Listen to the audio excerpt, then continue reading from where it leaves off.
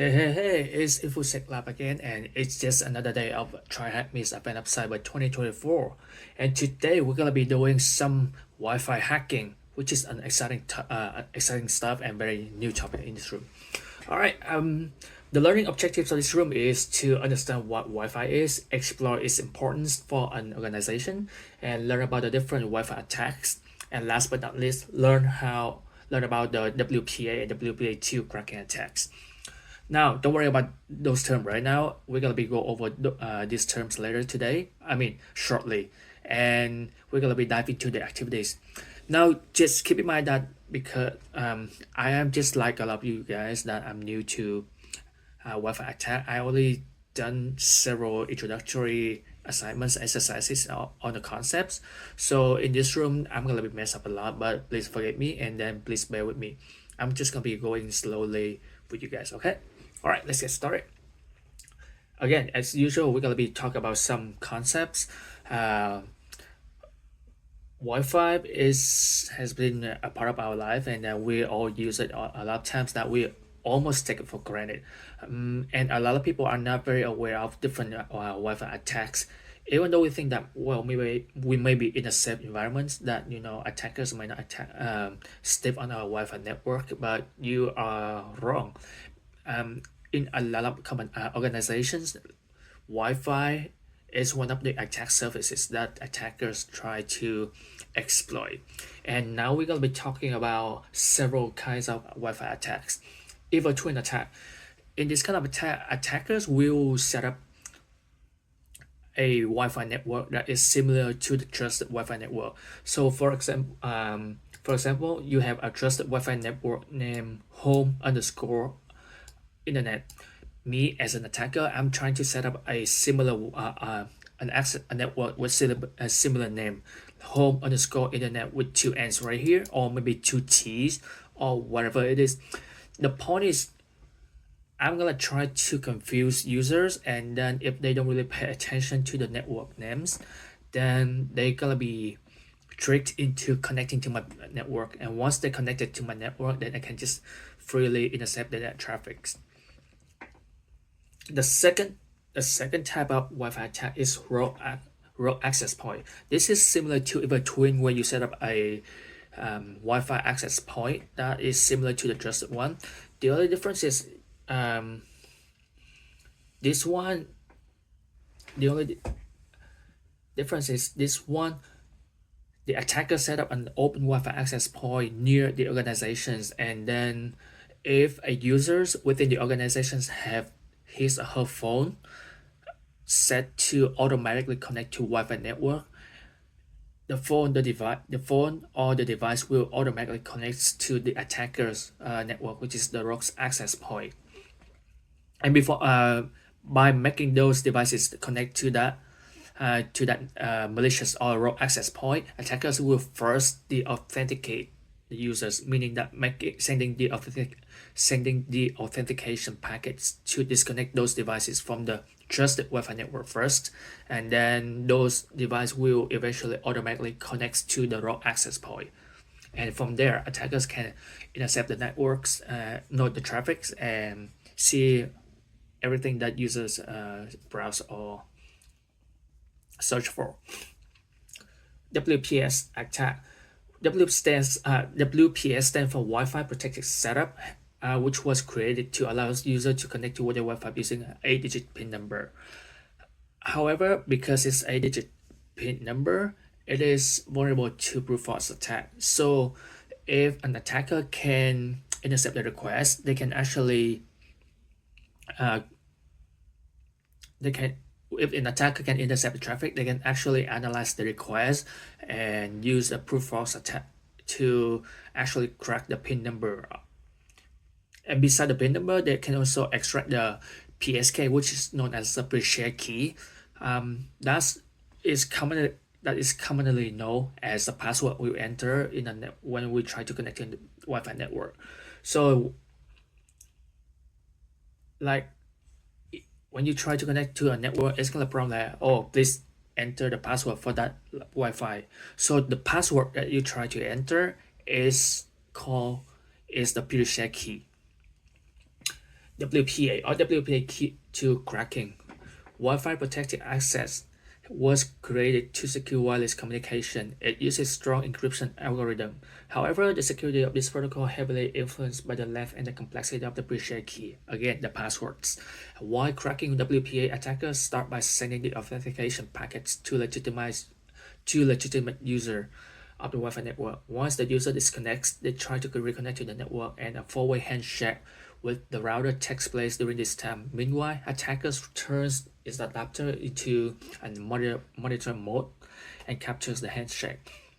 After the handshake is captured, the attacker can crack password by using the brute force or dictionary attacks on the captured handshake file. So today's room, we're gonna be go over this type of attack, the WPA or WPA2 cracking. Basically, what it does is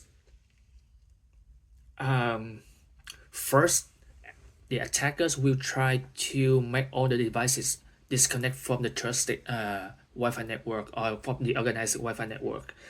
Then they will try to, when the devices are trying to reconnect to the network, the attacker will intercept the network, no, intercept the traffic to obtain the four-way handshake. What is the four-way handshake? Four-way handshake is a process that establish a connection between a device like your mobile phone or your laptop device to a network.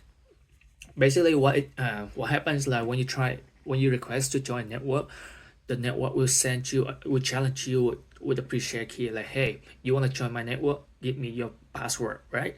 And then the user will enter the password. So the client device, which is your phone or your laptop, will send the password, the pre-shared key, to the network, to the access point. And then once the access point validate that, okay, this is the correct password that we are using, you granted access, and then the response will be sent back to the device. And then once the device get that response, then they just verify that, okay, I got your message, I got a response, and I'm granted to get access to the network. Now I'm in.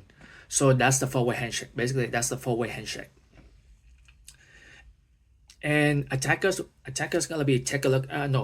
Attackers gonna intercept the process, and from there they're gonna be retrieve all the requests from between the users and the network, and they'll be using brute force attack or dictionary attacks to actually crack the keys and extract to brute force for the keys and the pre-shared key, the pre-shared key, which is the password. Sorry. All right, so let's dive into how to actually carry out this attack. First of all, we're gonna have to SSH into the target machine with the provided credentials right here. Glitch password.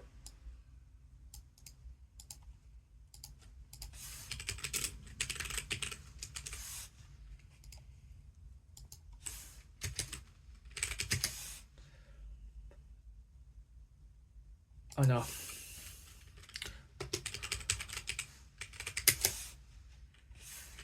Okay.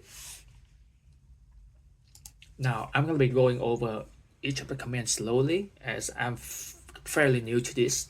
So the first command is to run the iwdev. This command will show any wireless devices and their configurations that we have available for us to use. Here we have there are two fields that we have to pay attention to, which is this one, the address, and then the type. Address is gonna be the BISSD, as it's been explained right here, or which stands for Basic Service Set Identifier, which is a unique identifier for a wireless device or an access point's physical address. The type that we have to look at is the manage. This is a standard mode used by most Wi-Fi devices to connect to Wi-Fi networks.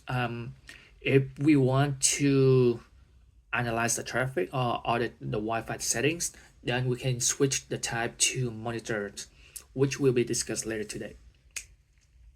Now we would like to scan for nearby Wi-Fi networks using our WLAN 2 device. We can use the similar commands sudo iwdev WLAN 2 scan. The def WLAN to specify the wireless device you want to work with, and the scan tells IW to scan the area for available Wi-Fi networks. So let's do that. Sudo IW WLAN to scan.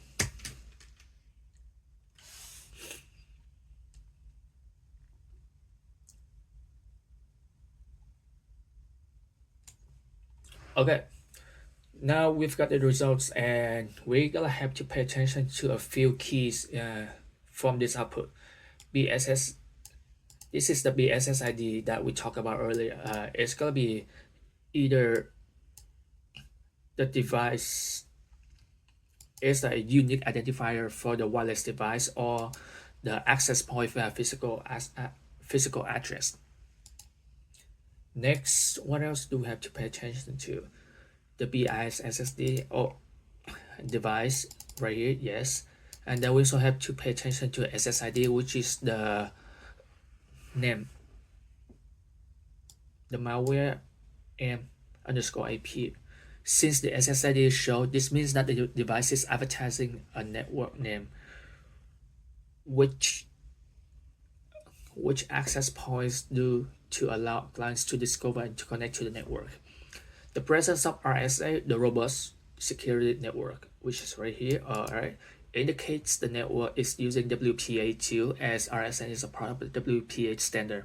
WPA2 network typically use RSN to define the encryption and authentication settings. Okay, so this one is present, so it's using WPA2. The group and pairwise ciphers (RCCMP) counter mode with cipher blockchaining message authentication code protocol. That's a long name. Is the encryption method used by WPA2. Okay, so these two right here. So authentication suite value inside RSN is a PSK, indicating that this is a WPA2 personal network where a shared password is used for authentication. Okay. Another important detail is the DS parameter set value, which shows channel 6. The channel, in terms of Wi-Fi, refers to a specific frequency range within the broader Wi-Fi spectrum that allows wireless devices to communicate with each other. There are various Wi-Fi channels, and they all help distribute network traffic across various frequency ranges, which reduces interference. The two most common Wi-Fi channels are 2.5 GHz and 5 GHz. In the 2.5 GHz band, channels 1, 6, and 11 are commonly used, and because they don't have overlap, minimizing interference. In the 5 GHz band, there are many more channels available, allowing more networks to coexist without interference.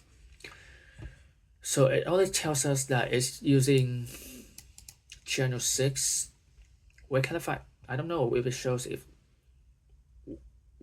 which frequency it's using. I don't think so.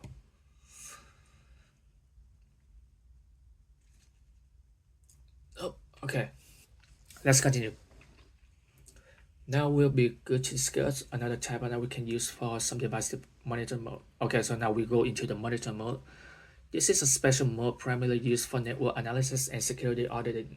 In this mode, Wi-Fi interface listen to all wireless traffic on specific channel, regardless of whether it is redirected to device or not. It passively captures on the network traffic within range for analysis without joining another network. We want to check if our WLAN 2 interface can use monitor mode. To achieve that, we will run this command and to turn off device, and then switch to the modes, and then change it to the monitor mode, then turn on the device. Okay, let's try it. Sudo IP link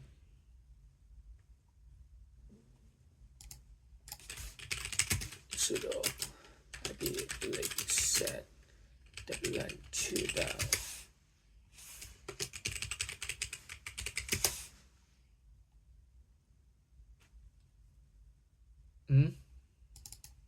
What?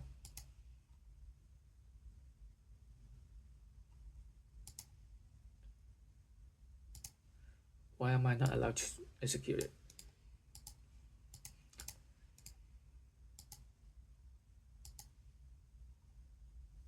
Oh. Okay, so now I've turned it off. Next, I'm gonna be switch it to the monitor mode right here.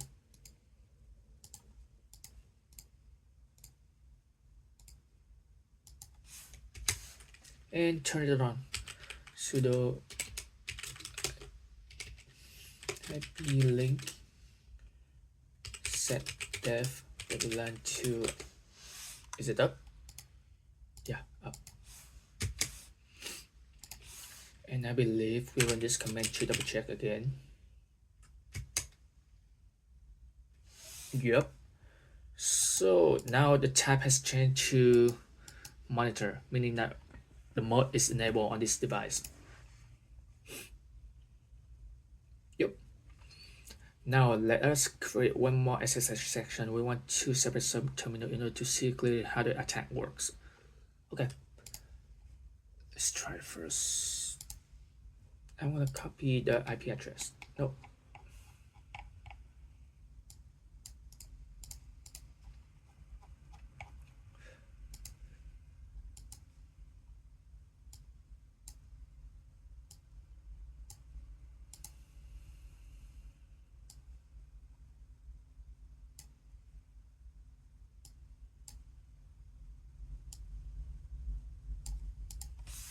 SSH glitch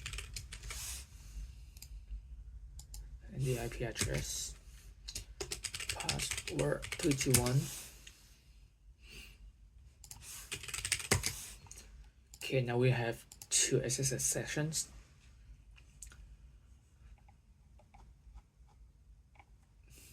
On the first terminal, we start by capturing the Wi-Fi traffic in the area, specifically targeting the WPA handshakes packets. We can do this with a command.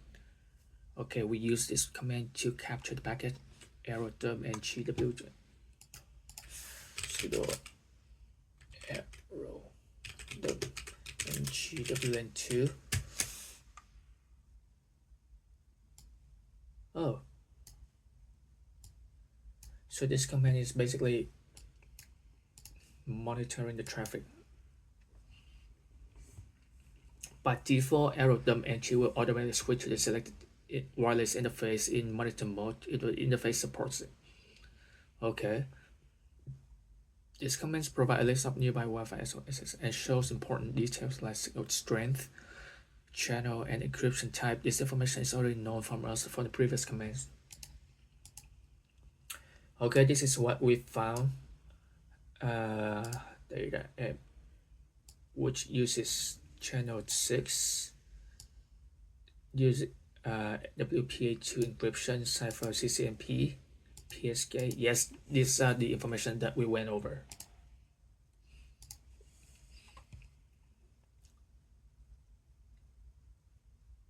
Okay, the output reveals the information we already. Okay.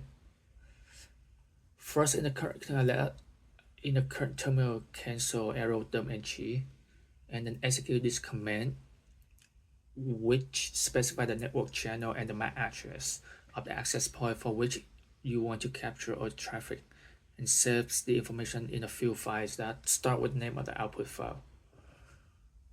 Okay, straight. We got running this one.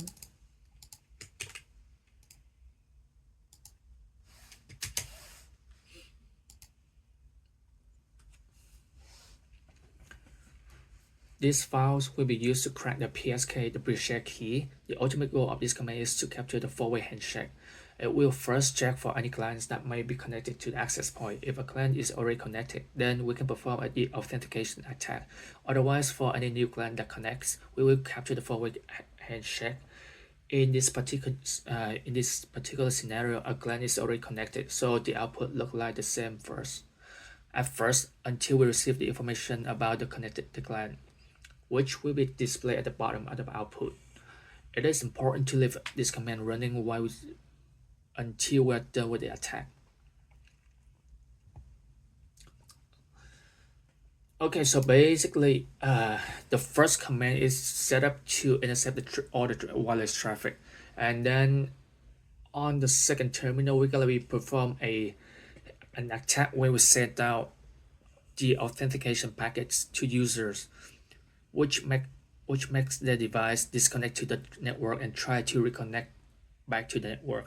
While the device is trying to connect back to the network, then this terminal on the left side will shows all the traffic going out. It will capture the four-way handshake. Should check 5 minutes. Okay.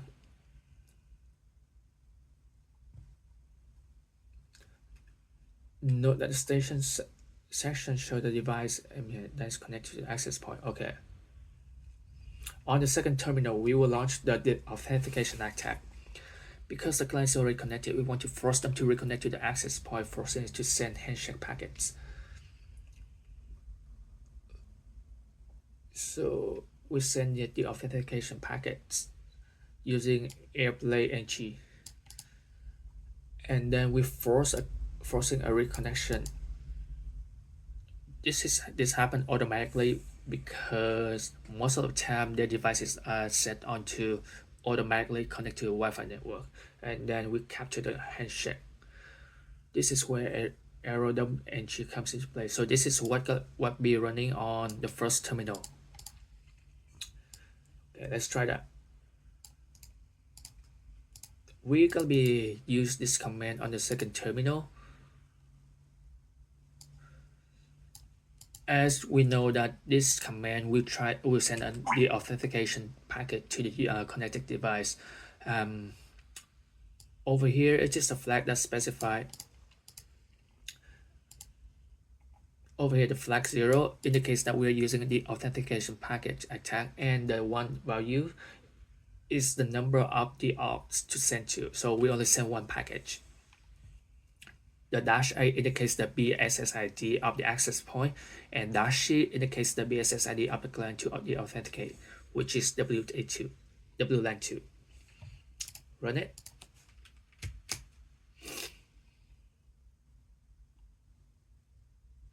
Waiting for beacon. Okay, so is this okay? We see somewhere. So after a few seconds running this command, we see something new popping up right here.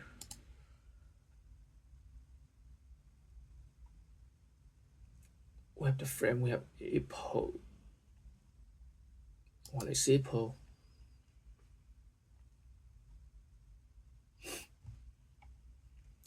We look at the first terminal, we see a WPA handshake show on the top right.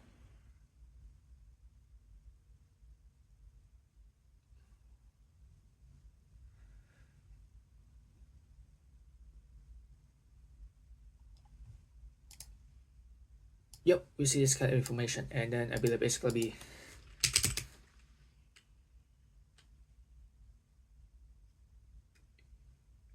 yes. Let's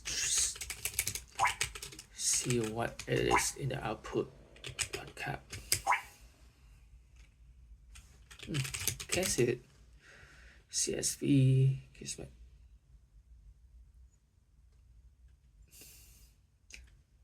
Let's try output file.csv.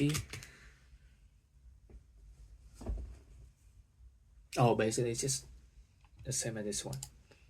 Okay. Now it will okay, we saw this one. All of this information is being saved into output files. Okay. In the second terminal, we can use the capture WPA handshake to attempt crack the WPA or WP2 passphrase. We'll be performing additional attack in order to match the passphrase against each entry in the specified word list file. A short version of the rock hill, which we saw earlier, word list has already been provided to us.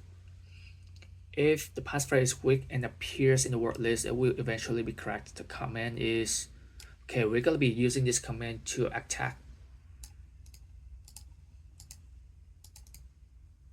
the network. So aircraft entry is gonna be using. It's gonna be the menu we're using. We're gonna be used to crack the password to perform the dictionary attack, and I believe the -A to specify the dictionary tag. Yeah, yes, dash A to flag indicates the WPA or WPA2 attack mode.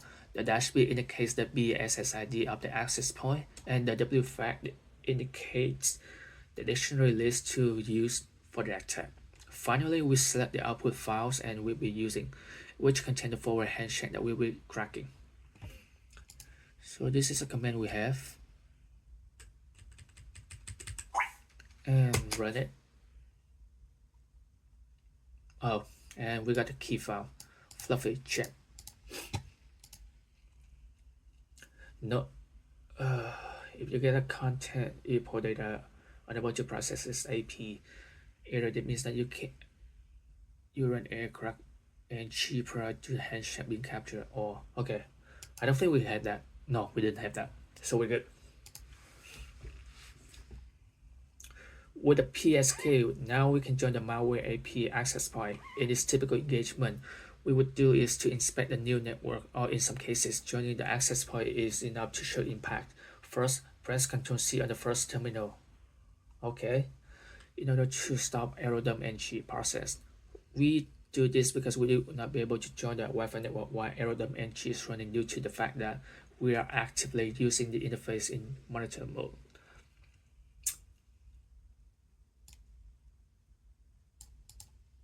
Okay, so run this one.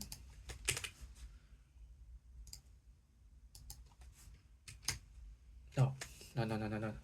Oopsie. My bad.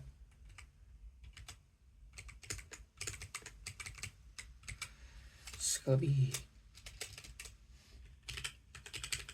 fluffy jam 24.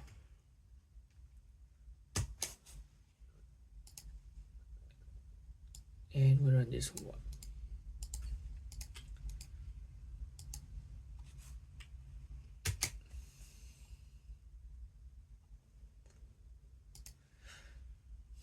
If you get RFQ against with free information error, you can ignore it. You will notice that WP supplicant has automatically switched to WA2 interface to manage mode.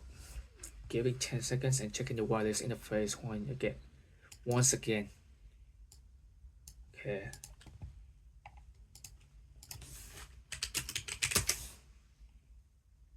Oh, right here. A non-net def interface. We have a new address. New type. What is P2P device?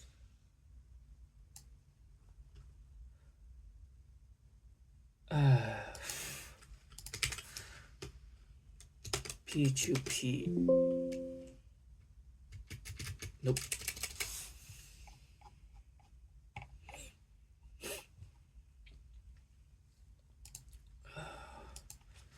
When running, let's try that command. The output shows P2P. Okay guys, there were some technical issues that the video was interrupted a little bit, so let's go back to what we left off. After connecting to the network, I was looking at the output and I was wondering what the P2P device mode is, and basically it stands for the peer-to-peer connections. Basically what it means is between the connected device and the network, and it doesn't require any intermediary interfaces. We're not going to dive deep into that one, so just know that beside the manage and the monitor modes, there are also many other modes that can be used within a network. Let's try answering the question for now. What is the BSSID of our wireless interface? Everything can be answered based on the output and the exercise that we did. So what's the BSSID of our wireless interface? It's gonna be right here. And then the SSID name is right here. What's BSS access point? The BSS ID of the access point is this one right here.